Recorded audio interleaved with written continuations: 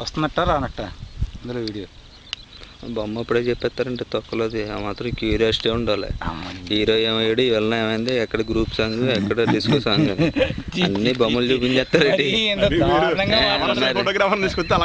మరి తొక్కలా వెంటనే చెప్పేస్తారండి మీకు ఇంకా రిజల్ట్స్.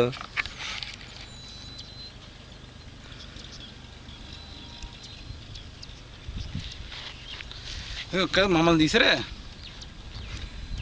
మాస్టర్. హలో, ఇది చాలా దారుణం.